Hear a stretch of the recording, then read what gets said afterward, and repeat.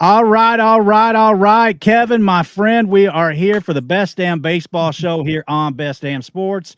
Glad to have you with me. We are back, bringing the baseball show back. I am glad to be on tonight with you, my friend. How have you been? How was your winter? What's going on, man? Oh man, I've been doing great, living life, loving it. Baseball season's back, and that's the best time of year. We had great Chicago, you know, not the greatest weather, but weather's still we're in the fake spring portion of the weather here in Chicago. So it's Yeah. been great. Well, it is what it is, right? Yeah, Well, no, I'm glad that you're joining me, man. It feels like there's so much to talk about in this first week of the Major League Baseball season. It's just been crazy. Like, whether it be the rookies that all debuted on opening day, whether it be any of the contract signings that we saw. I mean, there's just been so much going on and so much to talk about. So let's just dive right in. I think the first thing that I wanted to talk about was the rookies that are kind of stealing the stage early in the MLB season. It's just been great to watch that. We've had Minateka Murakami hit home runs in his first 3 games. You had Chase DeLauder going crazy. Hopefully he's okay because it looked like his foot had an issue there. And then you have, Jordan Lawler. It looks like he broke his wrist, and he was looking so good at the plate. But yeah, you've had so many rookies that have been, looking pretty good out there. Kevin McGonigal off to a good start. Sal Stewart has been raking. JJ Weatherholt, and then Okamoto. I can't hardly say his name. I'm struggling here. Okamoto with Toronto. It was funny because he was kind of looked at as the number 3 rookie to come over from Japan, and it's like he might be the best one. Like he's looking like a guy that could hit 300 and still have power. What are you thinking about all these rookies that are out here? you didn't mention one person that I made his Who did I debut miss? today, Connor Griffin. Connor Griffin. Yep. Oh my 1 for 3 goodness. today with a double in his first major league at bat, RBI. Against Um, Kyle Bradish, no less. It's not like he did yeah. against some slouch. He really looked great today. And Pittsburgh, I'm happy for their fans. They look very excited.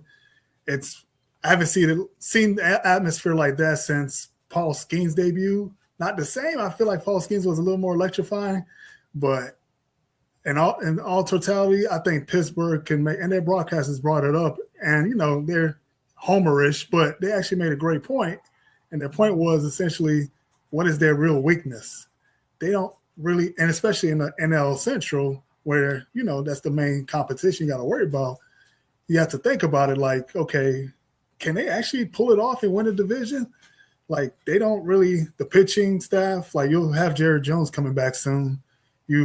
There's you have Mitch Keller who went today. He did a great job. Obviously, Paul Skeens. The rotation looked great. The bullpen is not a liability. It's pretty good. Yeah, And that rotation is pretty damn good. I mean, you got Bubba Chandler. I mean, Mitch Keller is solid. Braxton Ashcraft should be solid there toward the back end of that rotation. You mentioned Jared Jones. I think he should be back in June. right, I think it's June is when he's supposed to be back. Down on the farm, their number 1 pick is a ways off, but Seth Henderson was really good in 3 innings of work down in the minor leagues today. I think he had 8 strikeouts in 3 innings. yeah, So I mean this team is actually fun to watch right now. yes, and like you said, the pitching is there. And I don't know. It seems like everything's coming together. I'm a bit concerned about Ozuna. You're a Braves fan, so you'll have better I insight on think, this. yeah, he was kind of fading. I felt like last year, and so I was a little bit, Pittsburgh. We were talking about their rotation on this channel last summer, and we were kind of like, man, they need some bats. I did like the Ryan O'Hearn acquisition. I liked the Brandon Lowe acquisition. I Yeah, thought those Brandon. were solid. And then bringing up Connor Griffin today, he should help that lineup. Marcell Ozuna, though, I feel like he's kind of on the downslope of his career. He's 35 years old at this point. He had a really bad hip injury last year as well. So I'm just not sure what to expect from him offensively. But I think like at the top of the lineup, the most exciting player to me is still O'Neal Cruz. I mean, that guy has power, speed. He's got so many tools offensively. Let's not go into his defensive prowess, but Yeah. uh, offensively, he's such a fun guy to watch. And I think what gets overlooked, and it's been apparent, and I haven't seen anybody caught on yet. I think they're still going off of last year's sample, and rightfully so with O'Neal Cruz, is if you read the reports, he had a coach, a left-handed pitching coach to help him improve on hitting against lefties. And he's been smashing against lefties as of late, but it's been overshadowed because of what happened in the first game. So I think that has gone unnoticed for now, but I think as time goes on, we'll see if that has proven itself, because he hit off, was it Andrew Abbott? I think he had another home run against a lefty. I can't say it on top of my head. Hopefully, if you're in the chat, help me out with the names if you have any, but he has been hitting pretty well against lefties. Now, Forza Napoli says Lowe had those Aaron Judge juice balls on opening day. Yeah. It does feel like the ball is pretty lively right now across the league. So I definitely think that, that could help out if maybe we're using, what was it, 2019 that they were using the ball that was flying all over the park? I thought it was during COVID, because during the short season, I can't remember the exact year. It was in that time frame. Right. But yeah, if we could get those balls back, it would help teams like Pittsburgh. Of course, Boston's been struggling offensively. They're in the bottom 3 in the league in run scores right now. And I really expected the Red Sox to be a team that would compete for that division. But man, that offense has been terrible so far. What's your thoughts on Boston been so far? I'm curious to know why you thought they were going to compete. I have my thoughts on that, but I really liked the acquisition of Sonny Gray and then bringing Ranger Suarez in there. I thought that made them have one of the better rotations in baseball with Garrett Crochet, Sonny Gray, Ranger Suarez. Kind of the early, I feel like, is a good prospect. That's another rookie that we have up in the big leagues right now. And then you have, Brian Bayo at the back end of that rotation. I felt like it was pretty solid. I thought that Wilson Contreras was a solid acquisition to bring in as a right-handed bat in Fenway. And I've always been super huge on Eury Abreu. I thought we would have Roman Anthony take another step forward. He's off to a little bit of a slow start. But yeah, I mean, Eury Abreu has been a guy I've been huge on ever since he was in the minor leagues. So those are kind of the reasons that I thought Boston would compete in that division. But right now their bats are just so bad. Yeah, I think it was positive news hearing that Eury Abreu is going to see more lefties and be a regular. I thought that was a great step in a positive direction for not only the team but for his career. Because our resident Red Sox fan says, I wish the Red Sox had some of those juice balls. But when you look at their roster in totality, like their 9 hitters, don't wait for them to ascend to the next level. It's for Rafaela, Roman Anthony, Abreu, and for the vets to, like, the ones that were surprising last year, Trevor Story, he needs to keep up the pace of being good. And who else? I'm trying to figure out who else they need to, like, everybody needs to step up. That Navarez, they had a locker room issue there where he was benched essentially. Yeah. So it's like the season just started. So how you having locker room issues? Doesn't make sense. So I feel you mentioned that the season just started, and that's absolutely true. We need to keep in mind all these things that, the season is still early and it's still young. Marcelo Myers, a youngster that they're actually counting on getting some offensive production from, but he's got to cut down on the strikeouts. I think he's striking out like 35% of the time right now. He had a big home run today off of. I did not see the game today, so I haven't. I've seen it. It's essentially their blueprint of winning. Like, their offense is not going to be overwhelming again unless there's a huge leap from one of their young hitters. They're going to have to do it through pitching, and I think they do have the pitching to pull it off. Like, Toley's not even up. I think he's the best of the bunch, but he's still taking time for him to develop and to hone into his skills. And they need Jarren Duran to be the 2024 Jarren Duran. Yeah, it seemed like he's disappeared, but again, it's still early. And off a track record, I think he'll be okay. Not great, but I think he'll be. I don't know. He was not that guy last year. Like 2024 was a great year for him, but this past year, I'm not sure. Yeah, I think he just needs to be above average. Again, all the pieces needs to come together because I don't think they're better than the Yankees as of now, presently constructed. Toronto is really dealing with some injuries. I don't know if you've seen an injury from Kirk today. Like the flukiest injury I've ever seen. Like the ball, his glove hand got hit with the ball, a tip foul ball. Like his hand his thumb may be broken. And they put it this way. When you have to sign Patrick Corbin, that was to me. I was like, Patrick Corbin. That tells you everything you need to know. That dude should be down on the bottom half of the league, like as the number 5, like not on a team that's trying to win the World Series. Yeah, so that's the sign of things ain't going well for them. Baltimore is interesting. I think they're in the middle of. They have the vets. They want to play the vets, but they also have young guys they need to break in as well. So they're like caught in the middle. So I think.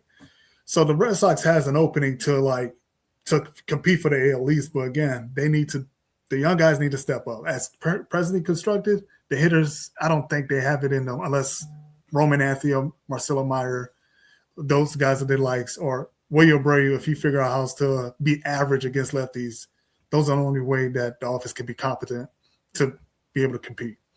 Yeah, and Trevor Story, he's like kind of the aging veteran. If he could just be kind of average for them, like right now he's off to a bad start. And we're only talking about 29 plate appearances, but he's hitting 138 with no walks yet. So like, you kind of need a little better than that. I hate to be too hard on anybody, any team a weekend. We've seen plenty of times in history where teams, they get off to a slow start, but then they pull it back together, and by the end of the season, they're right there with everybody else. But there were some question marks, like you mentioned, with this team. But I just felt like their pitching acquisitions were solid, and that they would be competitive in this division for 2026. Now, you did mention the Yankees, and they're another team that I wanted to talk about because, my goodness, like Cam Schlittler and Max Fried, those two guys have looked like studs so far. This could be one of the best rotations in baseball. What are your thoughts about the New York Yankees? I feel like the Yankees are the most complete team in the AL as of now. I think the biggest issue may be their bullpen, but that's something you can fix in the trade deadline. Yeah. I don't think that's you can work on that all summer. Right. But the pitching staff, you're going to have Garrett Cole come back. You're going to have Carlos Rodon come back. Like, yeah. Jesus Christ, when you have those 4, I mean, I have long been a bandwagon guy on the Mariners pitching rotation, but I'm telling you, with those 4, that might be better. I think it's still early, but because I want to see what Hancock looks like. I want to see what that looks like because he pitched great in his he did debut, and and that's not like a one-time thing. It was in the spring he was doing very well as well. So we'll see with that. But as we saw with the weekend, like the series they had just now, the Yankees are just more complete and they're just better. So, like I said, they have the hitting, pitching is great, bullpen is kind of work in progress. But if you're gonna have a weakness, have the middle bullpen part, and you'll be fine. So the Yankees, as of now, as present constructed, I believe they're the best team. Yeah, the one glaring hole to me is still shortstop. But getting back to this pitching rotation, I mean, when you get those two guys back, Rodon and Cole, you still have Will Warren and you still have Ryan Weathers. Ryan Weathers has been kind of like the talk of the spring. I know that he has been each of the last like 2 or 3 years as well. But then would it inevitably get hurt while he was down in South Florida? But who's the odd man out when those guys get back? Are you moving Weathers maybe to the closer role? Bednar. So I could see that. Maybe I don't see Weathers as a closer. Bednar fan. I realize he's in the role, and he has, he's been a closer now for 4 or 5 years. But for some reason, in my mind, I'm always like, man, you got to upgrade that. Yeah, Weathers feels like more in the Luis Hill role from last year in the postseason, like just middle relief. And that's a dude that's down in the minor. He was rookie of the year a couple years ago, and now he's in the minors. Yeah, but he's the unofficial fifth starter. They don't need a fifth starter for a while, so I believe he'll come up when the time is up. Where do you put him though? Like when you get Garrett Cole, Carlos Rodon, Max Fried, you've got and Cam Schlittler's pitching like a freaking ace. Yeah, I mean this guy like through 16 total starts in the big leagues right now. You're talking about a guy that's 10.5 strikeouts per 9, an ERA of 2.5. Like that's an ace. That's 4 aces. I mean, they don't. And the funny thing is, Yankee fans were like furious that they didn't bring no new pieces in. They just brought everybody back essentially, especially when Goldschmidt came back. Everybody like, really, we're gonna do this again? And they made the right move. I'm not ready to give Cashman any credit. Yeah, but he does have a couple of world championships ahead of us, though. Yeah, that's like 15 years ago. What is it? 15, 16 years ago now. So it's been a while. And their manager, I mean, his thing was always arguing balls and strikes. And now you have the ABS system. Maybe we need to apologize to him because they're like the most efficient. I think he just likes to argue. Yeah. Well, and then Forza Napoli says, is Ben Rice the real deal? I mean, he's hitting over 400 right now. Yeah, still early, but his peripherals has always been great. And people that like gas back like us and do their research and are into fantasy and stuff like that, they always prop him up, and rightfully so, because the StatCast, everything, it backs up. He's legit. And he doesn't strike out. Like this guy, he had a sub 20%, mid 15, mid-teens strikeout percentage throughout the minor leagues. He's kind of trending back in that direction this year. Obviously when you make that first step up into the big leagues, there's an adjustment period. Right. And so like those that in 2024, he had a 27% K rate. Last year, that was down to 18.9. And right now through the first week, it's down to 14%. So kind of more in line with where he was in the minor leagues. I think this guy's legit. He's one of those guys that I love to root for as well, because he wasn't a big pedigree guy. This was a guy that, is a 12th round pick, coming out of a small college, Dartmouth. I was trying to remember where he came from. So he wasn't coming from one of those big, high profile colleges. He wasn't, a top, first round pick or anything. This is a guy that's had to fight and battle for his role his entire life. He's never been one of those pedigree guys. And I mean, he's really breaking out, looking like a stud there, playing first base for this New York Yankees team. I love Ben Rice. I love Jazz Chisholm. Of course, everybody loves Aaron Judge. I think there's a lot to like in this Yankee lineup. What do you feel about Ben Rice? Ben Rice has had an interesting career. And when he was in the minors, it was like, I don't know if it was a bit of shuffling or a comparison, like him in between Augustine Ramirez. Like they were, it was always those pairing and like which one would come up and who would surpass who. And then when Ben Rice made his, had his cup of coffee, he had a game where he hit 3 home runs. I don't know if you recall that. He hit 3 home runs in the game at Yankee Stadium, and everybody was hyped up about it. Then, he went on a poor streak. Like you said, it's like ebb and flow with him, like up and downs. But when he got his footing, when he settled in and calmed down, that's when he started seeing his ascension, essentially. Yeah. So he always had potential. His bat to ball skills is elite. I just think just keep him in the line. I know you have to play Goldschmidt and try to figure that out, but I would love to see him play regularly against lefties. Yeah, I think Goldschmidt kind of knows his role and was comfortable in coming back to the Yankees as kind of that veteran leadership type role. I think he knew coming in what the situation was going to be. My biggest concerns right now for the Yankees is that shortstop position. I mean, like right now you got Jose Caballero going out there every day, and then you're going to have Anthony Volpe coming back. Like Anthony Volpe is not a starting shortstop in Major League Baseball, in my opinion. So if you're going to run him out there every day, you better be getting some offense from other places. It's not even that. The defense, and his defense was terrible. Yeah. During the playoffs, it was bad. I I'm not one to feel Not bad just for during the people. playoffs, man. This guy was not a shortstop last year. But it was highlighted in the playoffs. Like, it was so glaring. I think, did he even get a hit in the playoffs? It was, like, really bad to the point where it's like the announcers had to say something. But those people he has been atrocious. Like, he is a below league average hitter every year of his career. His highest WRC plus in his career was 87 in 2024. Like, this guy, I mean, he's never had over a 400 slug. I mean, he's not a major league hitter. If this guy was not one of those pedigree guys, he would have been run out of town so long ago. Yeah. So, like, come on. So it'll be interesting to see, like, when we get closer. It's very early to tell, but when we get closer to the deadline, who's even available? Well, and that's the problem. There weren't many shortstops available in the free agent market. I mean, you had Ha-Seong Kim, but now he's hurt. Yeah. Outside of him, there was really nothing. And even if you look at the trade market, the teams that, like the teams that were at the bottom of this, I talked about this last year at the kind of the trade deadline, because we were trying to, on our New York Power Hour show, which airs on Wednesday nights. During that show, we were talking about available shortstops closer to the deadline. And I was kind of pointing out that these teams that were at the bottom of the standings, the shortstops that they had were kind of the guys that were young and you were building your team around. So they weren't going to be available.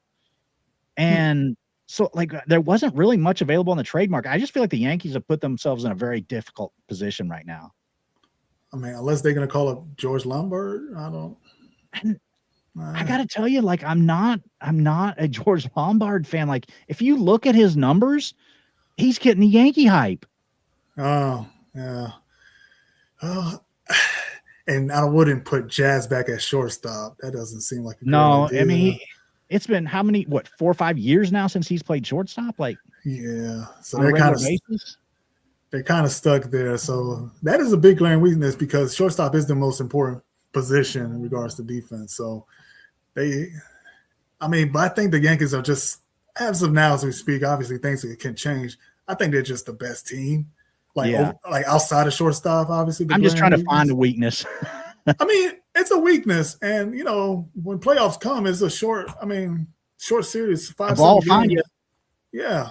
So, yeah, I mean, good luck. Yeah, I know we have Yankee fans in here. So, so good luck, I guess. But, I mean, you guys, you're the Yankees. Like, figure it out. I will never feel sorry for the Yankees. I feel bad for Volpe, but because he's in a bad spot. But the Yankees as a whole, figure it out. You guys have money. You have the resources. And also, absolutely. And they do have prospect capital that they could make a deal too. I just don't know what shortstops are going to be available in even the trade market. And you mentioned the trade market, and the issue is under this system where there's 12 teams in the playoffs, teams are less willing to trade because they think they have a chance. Mm-hmm. So and that was the whole reason by expanding the playoffs. Yeah. So the trade market has dried up, and the bottom of the bottom teams, they're not going to trade their young stud. So your best chance is getting a vet. The Angels like are not Kim, but he's hurt. No. The A's are not trading Jacob Wilson. Like, all the bottom teams have a young shortstop that they're going to build around. Or they have no shortstop at all. Like, I mean, who do the White Sox have out there at shortstop? I mean, Chase or Colorado. Well, Colorado has Montgomery. Yeah, I mean, these teams aren't going to trade young players that they can build their roster around. Usually, if they're going to trade a guy, it's going to be somebody that they brought in the offseason, or a guy that's at the end of the of their arbitration years or something like that. And I just don't see the trade market being really good for the shortstop position. So I don't know what they can do there. Ryan McMahon, I was pretty critical of last year, but at least he plays plus defense for the Yankees. And so that is a redeeming quality for him. I don't think he's much of a hitter. And I think at third base, you need a hitter. I would have liked to have seen them address that a little more in the offseason, but it is what it is right now. Yeah, but even then, like you said, McMahon, he plays great defense and okay hitter, but he's not a weakness. And you still have Jason Dominguez, who's looked like he's breaking in the minors, but there's no spot for him. So Man, this I team would is love to very see deep. that guy get a full season of bats. Right. So him up against lefties. Apparently he stinks as a switch hitter. So And we let off this segment talking about kind of like the elite pitching that the Yankees have. Another team that I'm really starting to pay attention to with their pitching staff is the Miami Marlins. Like, and that seems crazy to say that the Marlins started the year 5-1, atop the National League East. They lost today, but entering today they were first place in the National League East, and they got a 1-2 punch that's just about as good as anybody in the league, in my opinion, with Sandy Alcantara and Eury Perez. Sandy, I think kind of what people slept on Sandy because he started the season last year coming back from Tommy John pretty slow. But now over the last 10 starts, going back to last August, right now over the last 10 starts, he's got a 2.07 ERA, an 8.27 K per nine. I mean, he's never been one of those guys that's going to, be 10, 11 K per nine guy. He's not that guy. He's, 8.27 right now over the last 10 starts, but he doesn't walk anybody. 1.55 right now, walks per nine. Like, this is the Sandy of old. Are you excited to see Sandy back? Oh yeah, Sandy's really good, and like you said, this is a carryover from last season. My thing for like when evaluating this season, especially like this is March 2nd, I'm sorry, we're in April 3rd. April. So it's not, yeah. So April, my friend. Yeah, I'm sorry. When evaluating players, like especially like Sandy's caliber and his situation with Tommy John, look over to like last year how they ended the season. He did great. If you look at the totality of his numbers last year, it was horrible. But look how he finished and look how he's starting right now. That's going to carry over. So I'm excited about Sandy. One thing to keep in mind for this year, as the Marlins as a whole, their first two opponents were the Rockies and the White Sox. That's true. You have to look at that situation. You need a more bigger sample size in that regards. And Eury Perez, who we love, he got destroyed today against the Yankees. He was not good today. Right. And it's the Yankees. Like we said in our last segment, in regards to the Yankees, we're very high on them, and we think they're very good. So it's no shame in getting beat up like that against them. So, but okay, you have Eury, you have Sandy. Who else do you have? Max Myers, Max Myers listed as the number 3 right now. Like, the thing about Max is he's yet to prove it at the big leagues because he's been hurt so much. But this is a guy that had a pedigree coming up, and then over the last year, he was kind of like that. His production was more of like a back end guy, right. But he does have potential. Last year he struck out almost 10 per nine,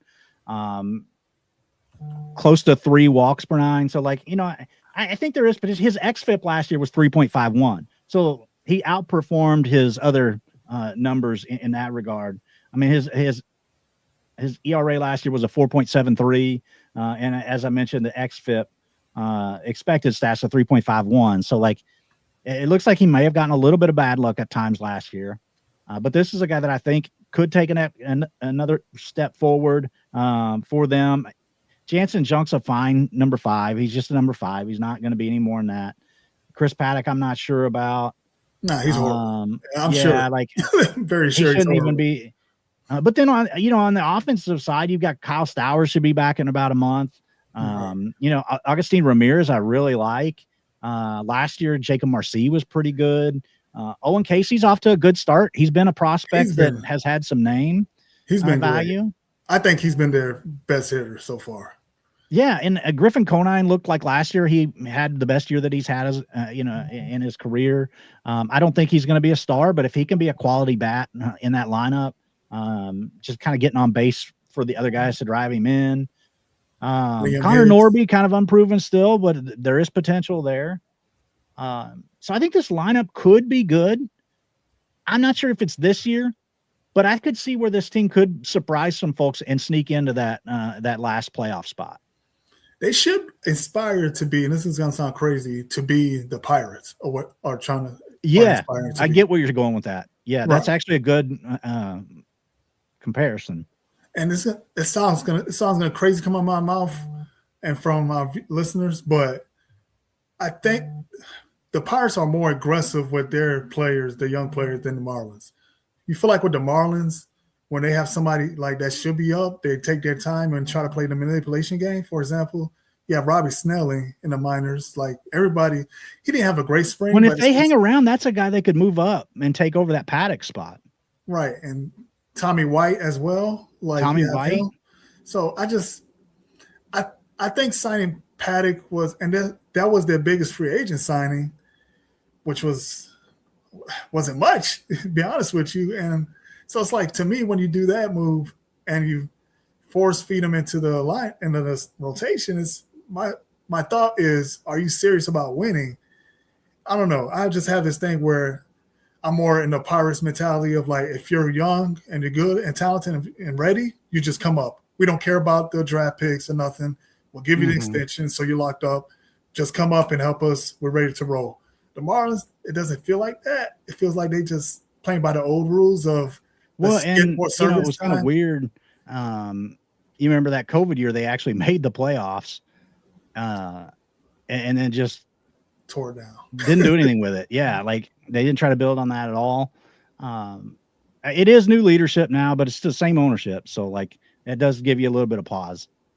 And one more thing, the Agustin Ramirez, I love him, but notice, I wish I could pull up the stat, but I don't have to look at it. I know for sure because I glanced at it. Look at the last year's Baseball Reference when he was a DH versus when he was a catcher, his stats, his batting stats.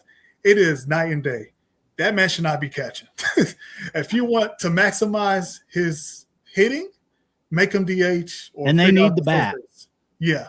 But if he's catching and he's hitting over time, like as the season wear on and people, you start getting the wear and tear, he is not good at all. It's like 200, 210 average, something like that, versus when he's DHing like 240, 250. It's a big difference. And his power stats is, again, night and day. They need to figure it out. They need to bring up, I know they have Joe Mack in the minors. He's known as a defensive catcher. They should do something there. You bring him up to catch and you let Ramirez DH or play first base. Well, yeah, you got Connor Norby though at first base. So yeah, Liam Hicks, who catched today, they just ran on him. The Yankees just ran on him the whole time. Like, that's unacceptable. So you got to figure out that position because they were the worst at like getting people to stop stealing base, stealing from them. Yeah. So they have to figure this out. If not, you could have all the other stuff you want, all the pitching you want, but if you have a man on first, I'm just letting him run, and I'm gonna get in the scoring position every time. Maybe Matt can come up and kind of solidify that defensively so that Ramirez could play the DH role. But if this team kind of hangs, all they have to do is hang around. I'm not saying they need to go out and lead the division or anything, but if you just hang around, you sneak into that final playoff spot, a Sandy Eury 1-2 punch in a short series, that could knock somebody out real quick because you may not score on those two. Right.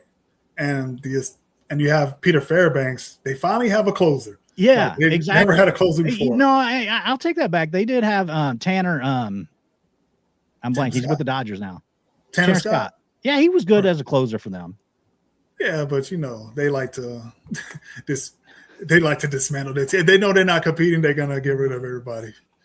But yeah, and then they have some guys on the farm that maybe they could trade somebody to bring in a piece to help them at the deadline. Because they do have some guys on the farm that you could move and make that. But like Kyle Stowers coming off the IL next month, that's huge for this lineup. I do have one concern. It's still early, but it's a concern that may show itself. And it's you mentioned Marcy. He's been off to a bad start. He's, as of right now, he has like a 0% barrel rate. I know it's like 4 or 5 games, but we're talking about 26 plate appearances. Yeah, showing no pop, but he needs to step up. Like, just to help. He's the leadoff guy, so his goal is to get on base.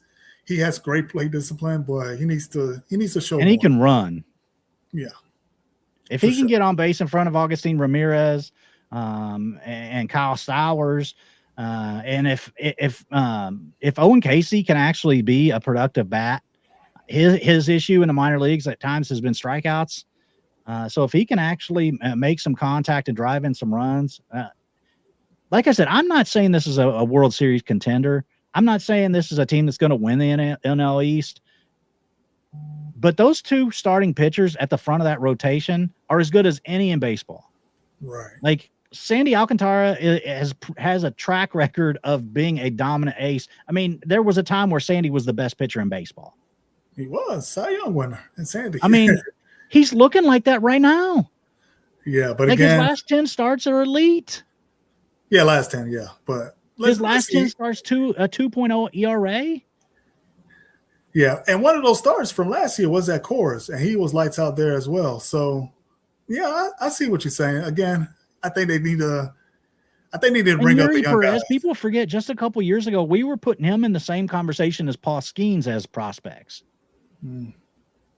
Now, Paul Skeens has come up and done it at the major league level while Eury Perez has been hurt. But I'm just saying that, like, Eury Perez has a chance, could win a Cy Young in his career. So if you have Sandy and Eury Perez starting games 1 and 2 in a short playoff series, my God. Got to get there first. You got to get there. Like wins. That's the problem. That means get rid of it's not an easy division. It's not. Like, I was looking at the team performances so far this year in the top 5 of teams of runs this year so far. 3 of them are in the NL East. So, like, like that's not an easy division. Right. And the competition within the division, the Phillies, they're aging. I mean, they're still going to be good, but I think this is the time. If you're going to get the Phillies, get them now. The Mets, I don't know. They're Jekyll and Hyde. I don't know what to make of them. They're great. They'll be good in the first half. Yeah. Sorry, Peter. Yeah, as a season where I'm curious to see how that looks as the season goes on and how they gel. I want to see how that goes. And the Nationals are the Nationals. They're in the rebuilding mode. All their front office guys are younger than us. So I'm very interested to see what's their philosophy and how they're planning on rebuilding that team. But they have their own issues. Dylan Cruz is down, so it's like we'll see what's going on with them. So I think as presently constructed, and the Braves as well, I think the Braves pitching it's weird, man. I'm a diehard Braves fan, but like all those injuries in that rotation, that's been weird. But I like their hitting. I like Drake Baldwin.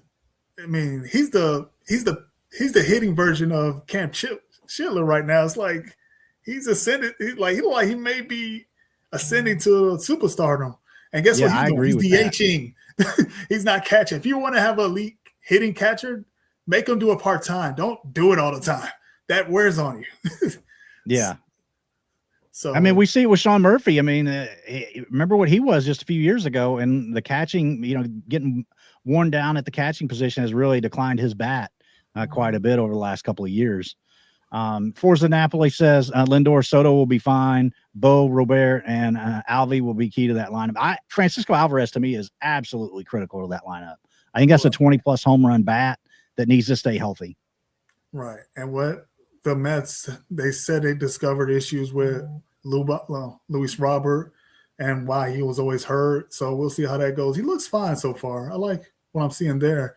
Bo Bichette is off to a slow start, but again, season just started, so we'll see how that goes.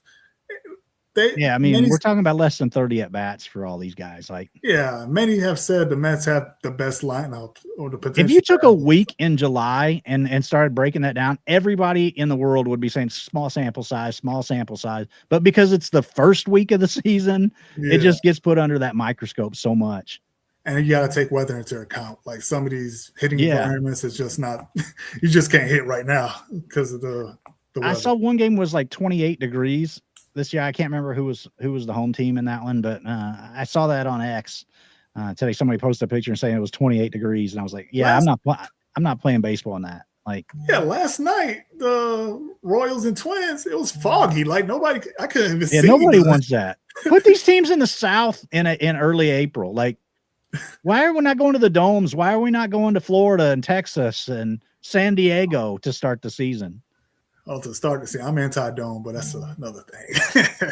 Well, I like outdoor baseball. Like, I lived in Texas for a while, and I would go to our local AAA team in July and sit outside. So I don't mind the heat. But yeah, I hate indoor baseball too. Right, but I get what you're saying. Just messing with you. But yeah, going back to the Marlins, like you said, like they have all the ingredients to once they end the playoffs to make some noise. The key issue is getting there. So they need to clean it up. And like you said, I think the point you made about this year's Marlins is last year's Pirates. This year's Pirates have some expectation to be a fringe playoff team and maybe get in and actually try to make some noise at some point. Whereas, last year they didn't have necessarily those kind of expectations. And that's kind of where the Marlins are right now. They're kind of building out that rotation. Like we said, the top of the rotation is elite. You've got some bats here and there, but that's not a complete lineup from 1 to 9 right now, no, by any stretch of the imagination. So I totally get that. You might also be able to compare them to last year's Reds, 2 years ago's Reds. Last year they snuck into the playoffs, didn't do much once they got there. But a couple of years ago, people were starting to talk about, hey, the Reds might be building something toward the future. And then last season they snuck in. So we'll see what the Reds do this year. We'll see what the Marlins do this year and next to beef up that lineup a little bit more, and the back end of the rotation. The back end of the rotation is a little weak still.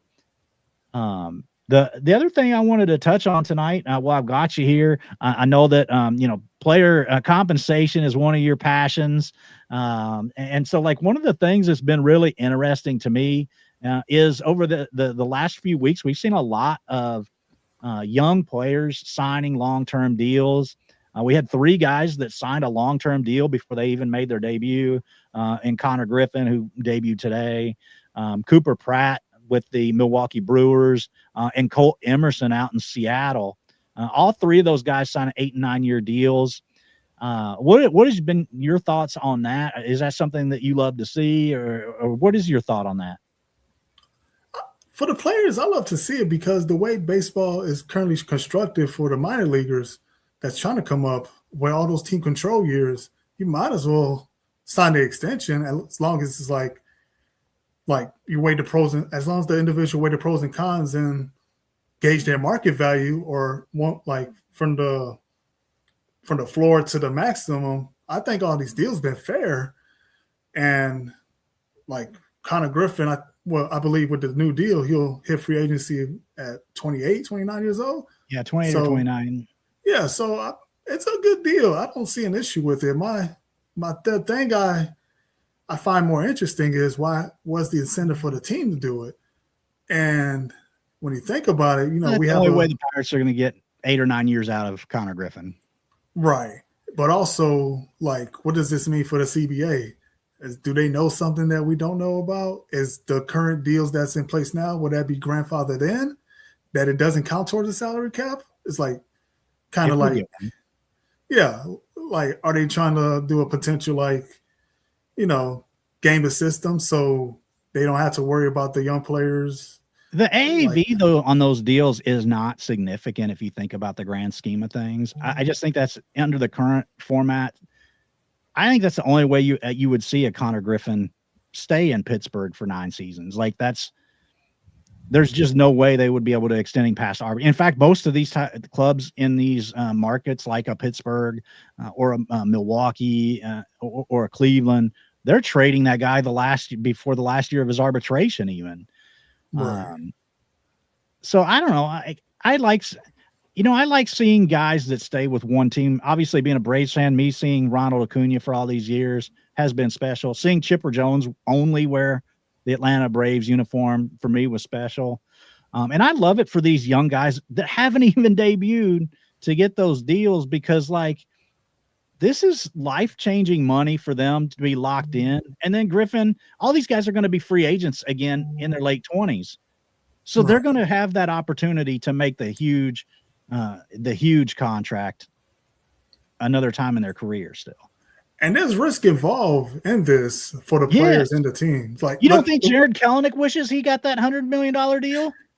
as a I know 19-year-old? I know who's loving life right now. Christian Campbell. Absolutely.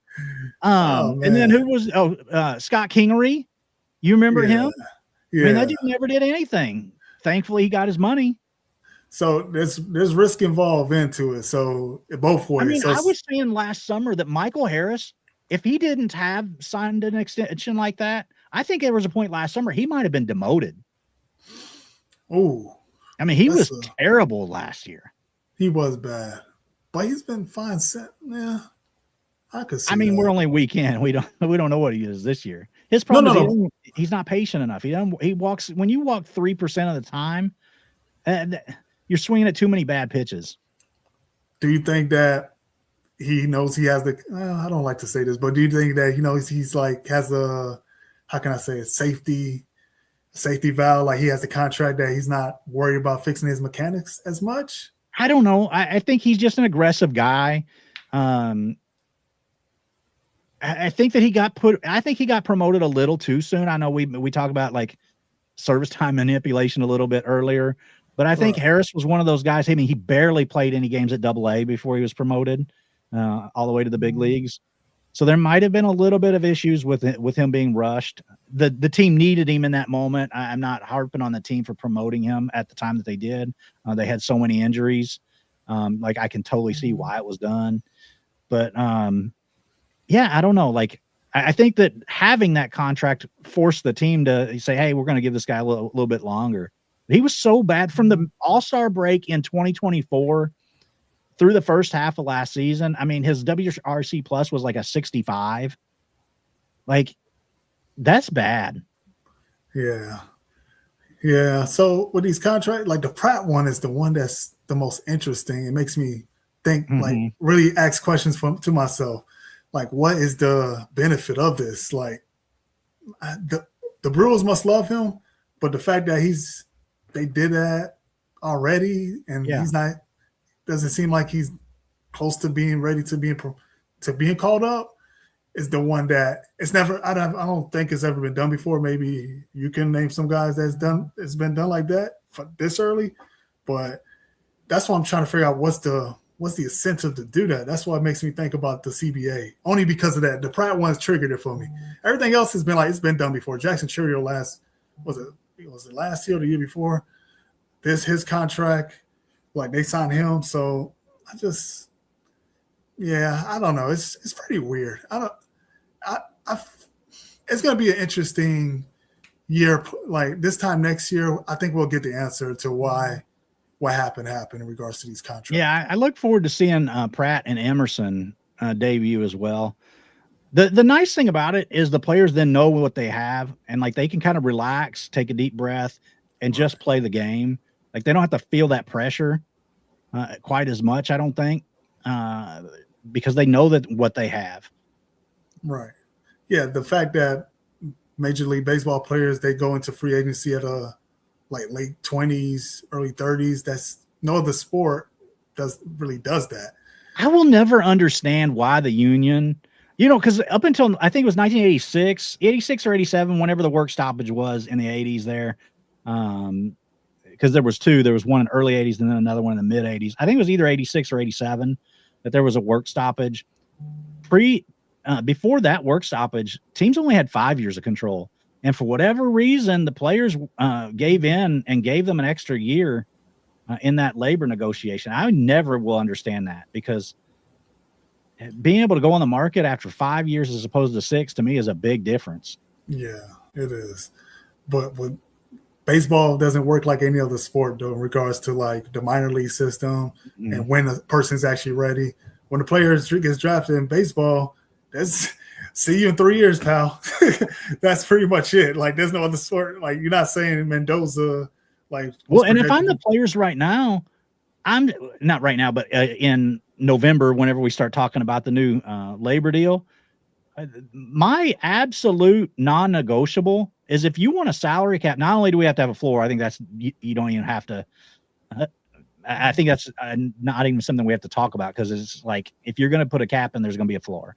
But the other non-negotiable, if I'm a player, that years of control goes to 4. Like, ooh. That's a good If one. you cut from 6 to 4, I might think about a salary cap being okay, because then I get to choose where I play much sooner. Yeah, that's a good one. Yeah, that would be a reasonable concession. They're Because gonna have to.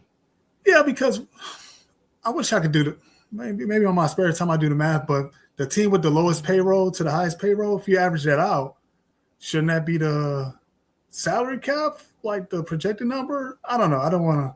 This is Well, horrible podcasting, but talking about I CPAs. actually did a breakdown of what my proposal would be at one time. And I'm just doing this from memory, so I don't have it in front of me. But the average, if you took all 30 teams' payroll and added up, divided it out, the average payroll was here. Let me just find this, because I know that this is Great podcasting. where is my post here?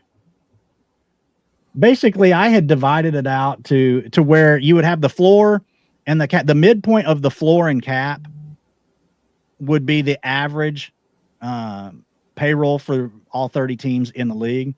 So if you have that midpoint be that, the players would not be losing any money in totality. Right. And then you have the cap be obviously above that. So then there's still room to grow salaries over the next few years.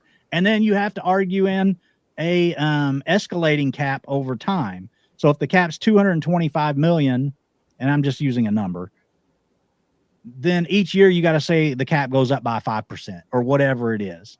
So you got to have that escalator. But if you're wanting to look out for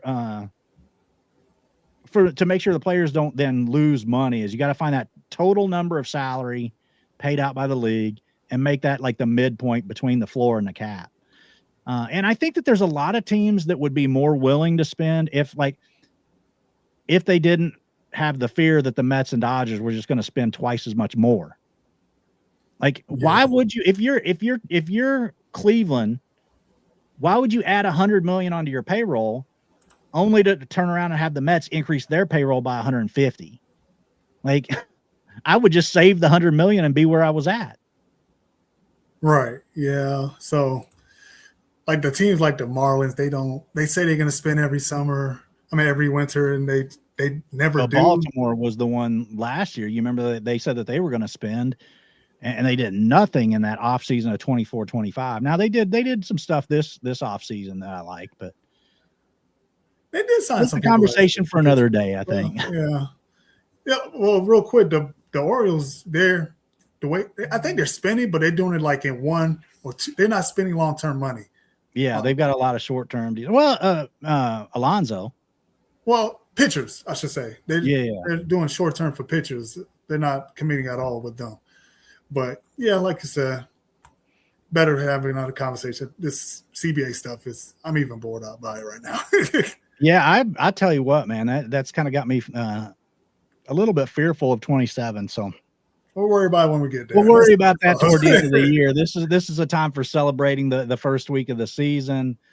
We touched on those rotations and all the starting pitching that we've loved on, the Yankees and several other teams. Obviously, I mentioned the Marlins with Eury and Sandy dominating early. We talked about those contracts that the young players are signing.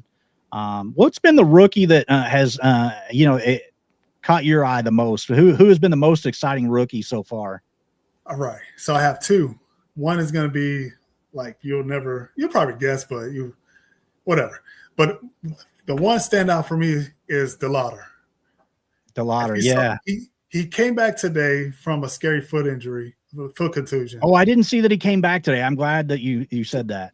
3 for 4, a home run, 3 RBIs. That guy, like, look at his swing, the home run swing he had. It's weird, but it works. It's like, I'm just praying for this man's health. I see in the chat we have Sal Stewart. Like, he's been amazing as well. That's who I was going to say was Sal Stewart. Yeah, like he's been consistently great. Like that's something. Like the Reds, I think they have a very great complete lineup. He's somebody I thought was it Encarnacion Strand was going to be for some reason. I don't know. Like I thought he was He going just to be couldn't amazing. stop striking out. Yeah, He couldn't. I mean, you can't hit if you can't make contact. So he's the worst Michael Harris. I will say, like, granted, this is just my naked eye. I didn't look at any statistics to back me up on this, but I did not like Sal Stewart in the field the first week. Like, I thought there were some plays at first base that he didn't make. That I was like, man, this guy, he's got to improve if he's going to be out there at first base every day. Like, and there was a balls in the dirt, he was terrible. Yeah, there was a scary looking injury he almost had. I thought he broke his wrist or something. Oh yeah. Yep. The ball skipped up and hit him on the bottom of the glove, basically. Yeah, so hopefully he cleans that up. But Sal Stewart's a great answer. Again, the lauder is mine. I just put that guy in the bubble wrap. Like I never been so nervous watching somebody play. Like just every time he swings, I get nervous. So yeah.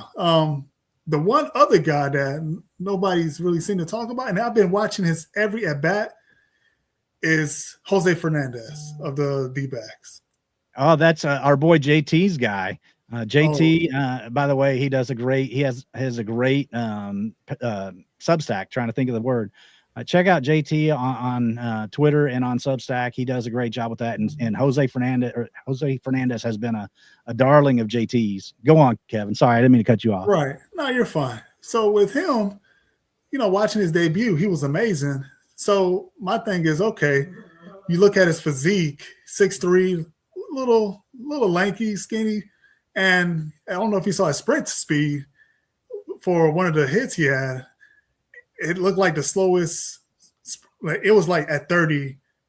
At 30, it was at 30, and it was like it didn't look like it was at 30. It looked very slow, but I mean, the number is what it is. And then he went against Scuba. All his at bats. I mean, he was like 0 for 3, but every at bat looked productive. It looked fine. And then he didn't look overmatched. But against Scuba in totality, Scuba didn't look like he he only had 3 Ks. So it's hard for me to tell, like, is it Fernandez or is it just Scuba just didn't have it? And then the next game they bench him, but it was a blowout against your Braves. And then he had 2 at bats, and one of them 2 grounders. He was 0 for 2. But if you look at, I don't know, just looking at his ABs, it's like I feel like he needs more reps, and I want to see where it goes.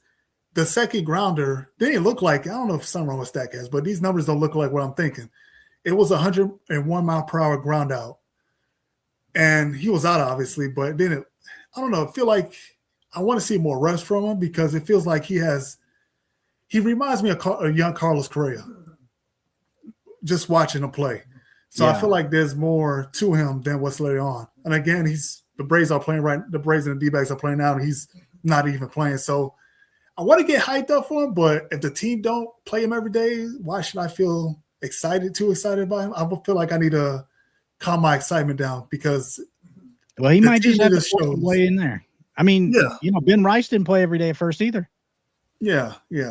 That might be an interesting, as far as circumstances, that's an interesting comp right there. Yeah, I mean, sometimes these bats got to force their way in there. I mean, Hunter Goodman was the same way in Colorado, and then last year he finally broke out. Who else was there that was kind of similar to that? Wilyer Abreu, we mentioned him in Boston at first. He was kind of one of those guys that was under the radar, didn't have a ton of pedigree, and now maybe the best bat on the team. Right. He forced his way in there, and Fernandez is a righty, so he shouldn't have any platoon issues. So we'll see. I'm curious to see where his journey goes. Hopefully by this time next week, he got some more ABs in him, and we can make a more, still early, but more definitive. My thing is, it's not more so him. It's more so how are the D-backs are treating him. I feel like it's important in fantasy where the guy may be great or you may think he's great, but if the team is not playing him, you should probably temper your expectations. Yeah. The one rookie I still keep wanting to I still have my breath held a little bit because we've been watching this guy for 4 or 5 years now, and that's Murakami. We watched him in the WBC back a few years ago, 2023 or whatever that was when Japan won it.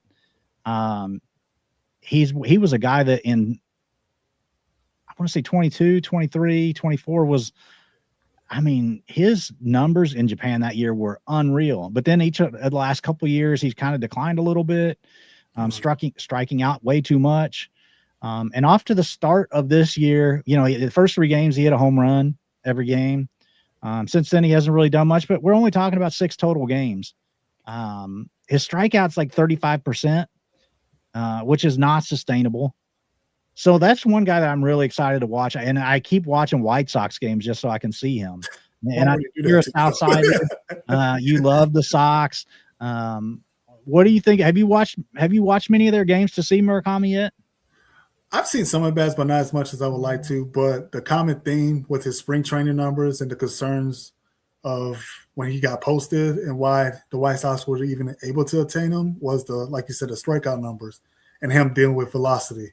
So I believe that's the main thing that you would need to focus on with Murakami is how does he deal with the fastball on the state side, obviously. So just watching him and figuring that out, that will pretty much dictate if he will be successful here or not. And it's early, but you want to see him cut down his swing and miss. And it's always an adjustment period for guys like him. So I would be patient. Even if he's not doing well, just be patient. And I would look back in Memorial Day weekend during that time to get a better sense of is he ready or not. Yeah, we will definitely see. It'll be a fun season to watch play out. And so many young stars trying to break through in Major League Baseball right now. So it's a fun time to be a baseball fan, and I think this is going to be a great season. Seeing some new stars, new teams emerging as contenders. It's going to be a really fun season, and I look forward to doing this each week on the Best Damn Sports channel here. If you're just tuning in to us for the first time, please hit that subscribe button. Please hit the like button on this video and make a comment down below the video, letting us know which rookie are you most excited for this year. Who do you think is going to win the Rookie of the Year? Let us know your thoughts on all these young players as we move forward. Kevin, I hope to see you again with me on many more episodes. We'll try to settle into probably a Thursday routine, I think. Right. And that way we can get on a regular schedule with the Best Damn Baseball Show here on Best Damn Sports. Thank you for joining me tonight, Kevin. Do you have any last words before we take off? Just remember, it's early in the season. Just, everything right now is just a data point. Just, don't drop a star player for Liam Hicks or Weimer or anything like that. Just be patient. Just because the person that does that, drop that X player, is the person I'm gunning for. I'm okay, and I have done it before. I rage quit Luis Castillo about 5 years ago after his first 3 or 4 starts were terrible. So we've all been there at times where we did something stupid early in the season. Yeah, patience is key. So just be patient. You'll be all right, especially with your teams. If your team's off to a slow start, just be patient, let it play out for a bit, and you'll be all right. Well, as they say, you can't win your division in April, but you could lose it. So you got to take these games serious, even though they're early. Every game counts the same throughout the season. So it's going to be a fun year to watch play out. Thank you for joining me, Kevin. Thank you guys for watching. Thank you guys who hopped along in the chat. It was fun watching the chat flow. Appreciate everybody, and we will see you again next week. Thank you so much. Good night.